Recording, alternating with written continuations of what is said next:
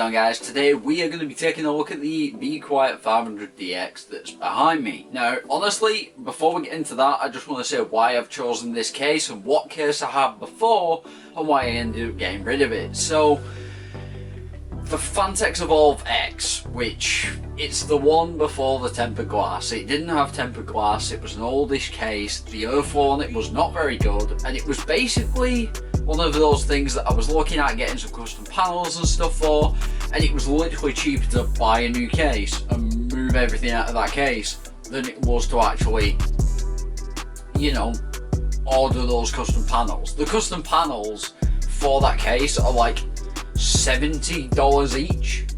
This case literally cost me 100 quid, which would mean that I would be saving myself around 30-40 quid just by buying a new case rather than buying the new panels.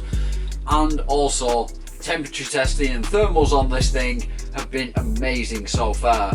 From, you know, Gamers Nexus reviews and every other review that I've seen has really recommended this case, and other ones that are very similar that I was also considering, like the Lancool 2 Mesh and the Phanteks P500 and P400A, which also have mesh front panels and really good airflow. So why did I choose the 500DX? Slightly smaller form factor, it's not as long as the Phanteks case, it's not as long as some of the other cases, it's not as tall either. As you guys can see, it's not even lined up with my monitors, where the Phanteks Evolve was actually that high, that much higher. Not to mention that this case has quite a few features that I do like. If I wanted to, I could put a 360mm radiator in the front. If I need to, I have lots of expansion for SSDs and different things. Right now, I have two SSDs in the motherboard itself. I have an SSD on the back wall, in the actual case on the front, so it's on display, and I also have two hard drives which are SSD size on the back, and they're both 1TB hard drives. So at the moment I'm sitting at around 6TB of storage, and I still have a full drive bay at the bottom here which I have not used whatsoever.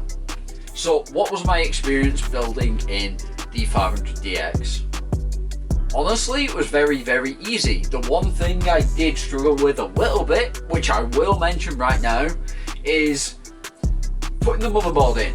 I had to take the rear fan out, because if I didn't, with the pre-existing backplate on the motherboard, or the I/O shield, which is built in on my motherboard on the X570 Aorus Elite, basically what was happening is, as I was trying to put it in, the backplate or the I/O shield was getting caught on the fan as I was trying to line it up, and it was much easier to just take that fan out and put it back in once everything was sorted. Now, another thing that I had a problem with was motherboard standoffs. For some reason, the motherboard standoffs in this case were not good for the screws that came with the case. So about 3 or 4 of the standoffs I had to use old motherboard standoff screws from my old case, because the thread on them actually gripped into the standoffs on this case and actually went in, whereas some of the other ones that I was using, when I was, you know, screwing the motherboard in and trying to mount it, the screws wouldn't tighten up whatsoever. So just be aware of that. If you are buying this case brand new, make sure when you get all your kit together and you've got your motherboard, you've got your graphics card and everything like that, do a test fit with the motherboard first before you install anything, and see whether all them standoffs are going to work. In fact, even before you do mess around with putting the motherboard in the case, just get every single motherboard screw that you've got for the case and just test fit them. If you can screw them all the way in and they tighten right up, great. If they don't, then obviously get a hold of the person or people that you've bought the case from and say, look, I don't know what's going on with this, but I can't screw the motherboard into the standoffs properly. The standoffs have either been stripped or something like that. As I'm screwing it in, obviously the screw's not tightening up, and then I have to pull it out, and it's not going to hold the motherboard in, which is going to cause other issues.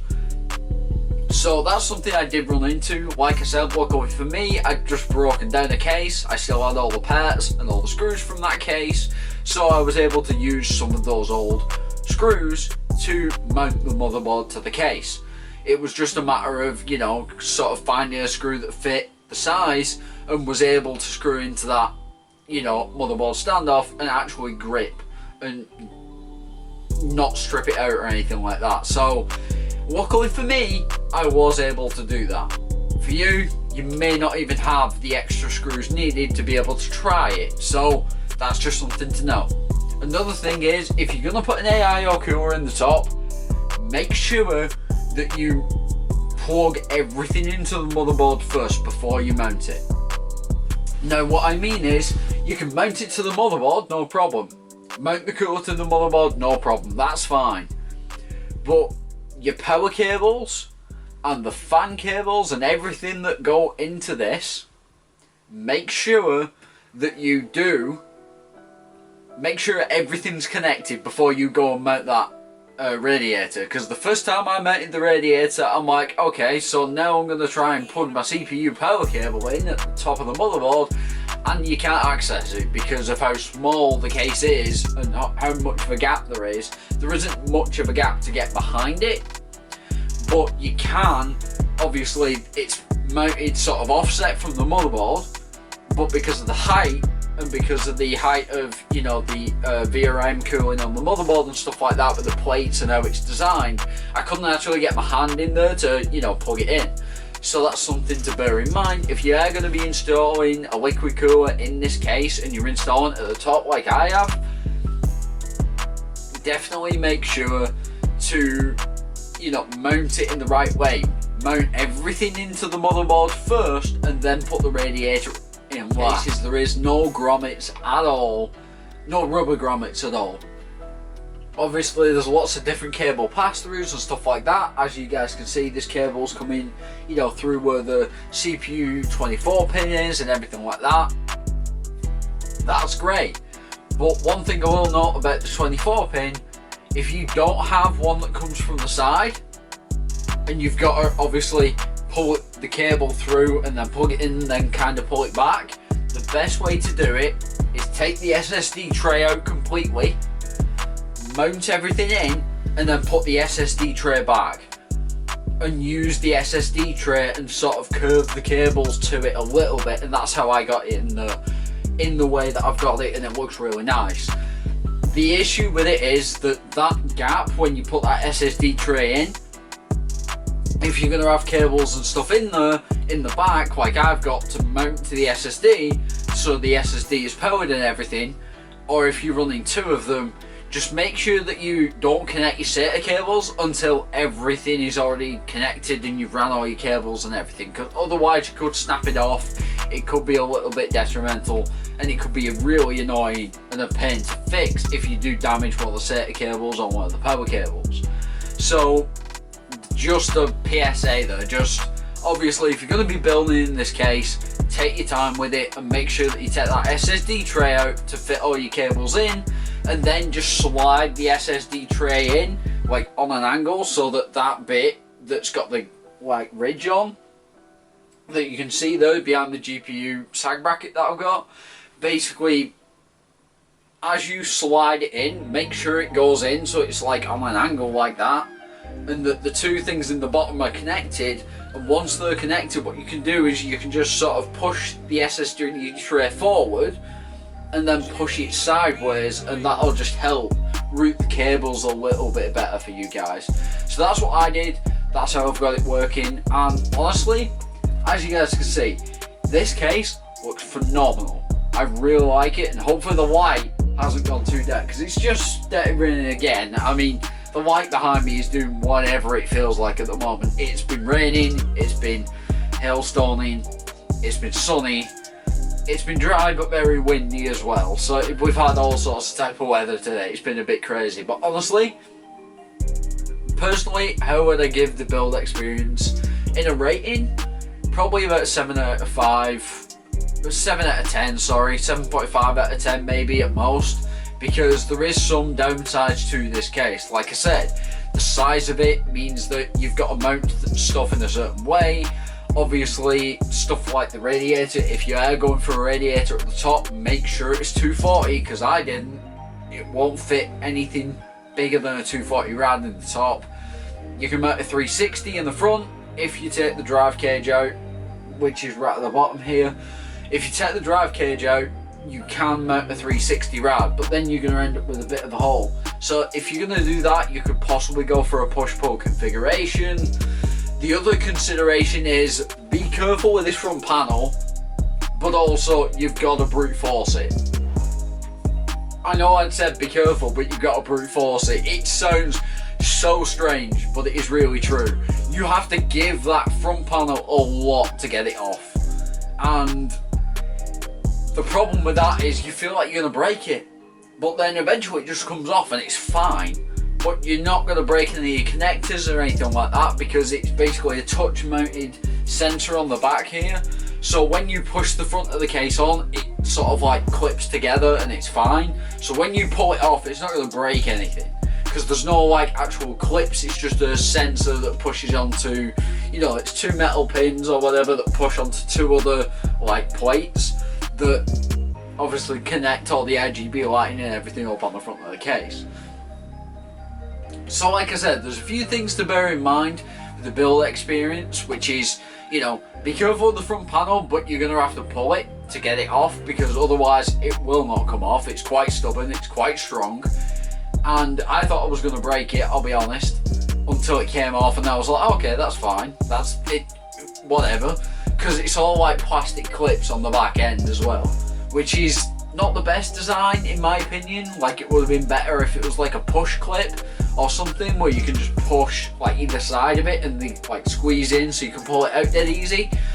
I don't know, there's different ways of doing it. Obviously Be Quiet's gone with the push pins, and you've got to basically force it out, so that's not the best, but it is what it is. It's a 99 quid case, it's cheap, but it's got really nice features, like I said, the airflow, the temperatures and everything like that, and also the quietness of this case.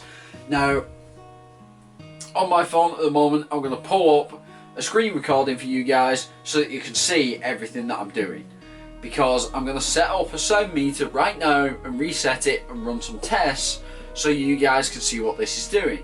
So right now, we have a game idling in the background. I've got Opera, Hardware Monitor, Audacity, EVGA Precision X, and Gigabyte's App Center, the System Information Viewer and stuff like that, and also Discord and the Opera browser open right now at this moment in time. So let's get into this and see exactly where we are when it comes to the amount of sound that this case is producing right now when it's idling with quite a lot of stuff open, including a game. So let's just see what my GPU and CPU usage is right now. So CPU utilization is anywhere between 10 and 20% right now, and GPU utilization is about 12% right now. So that's just to give you guys some indications. Temperatures right now as well, 44 degrees on the graphics card, 41 degrees on the temperature node of the CPU, 31, 30, 44, 36, 39, 44 on the different cores of the CPU. So let's jump in and do the screen recording and show you guys the noise levels of this case.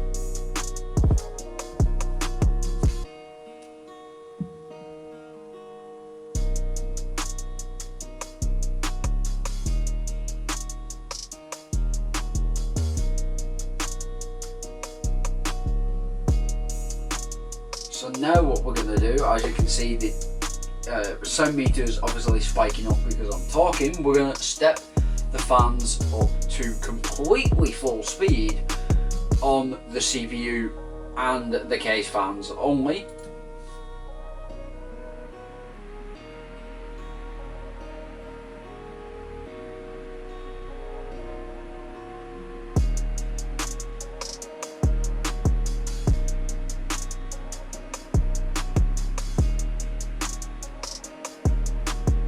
So you're looking at about 50 to 55 decibels, something like that, with all the fans completely maxed out, and this is with the liquid cooler going and everything. So obviously the liquid cooler's going, we've got the two 140mm fans at the front and the 140 at the back, and then we've got two 120 fans on the CPU cooler, plus obviously the pump.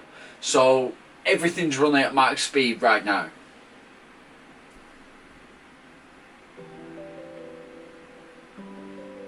And like I said, anywhere between 50 and 55 decibels, which is not that bad for a complete 100% fan speed, which you're never really going to experience in any real use case.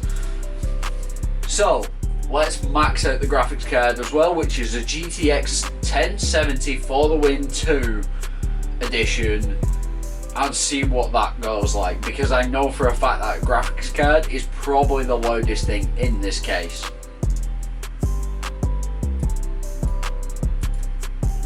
That's maxed out now.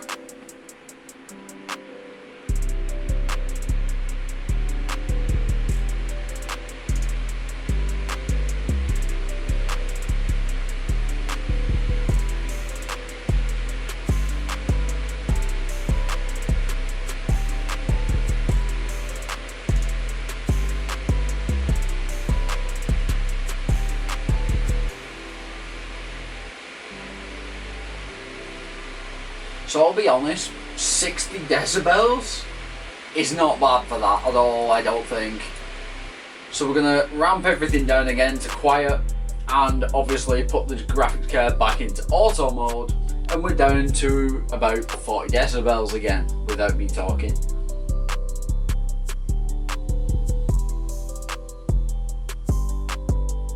So honestly, I'm really impressed with the performance of this case and how quiet it actually is. So honestly, like, I really think that this case is really fantastic for cooling performance, and obviously the sound quality of it as well, because it's got sound dampening foam in the back panel and everything like that, and obviously the name Be Quiet, well, they've done a really fantastic job of it. It's definitely not going to be as quiet as some cases, I don't think, because of the mesh front panel and everything, but honestly, with 5 fans completely maxed out, plus the graphics card, only getting to about 60 decibels, which I know is loud, but getting to about 45, 50 when the fans are complete 100% use on the CPU and the case, which you're never really going to experience unless you're doing like Cinebench runs or anything like that, and even then I don't think you'd hit 100% fan speed. So, oh, and just for reference, me typing on a Corsair K70 RGB mechanical keyboard with red Cherry MX switches is taking up this many decibels.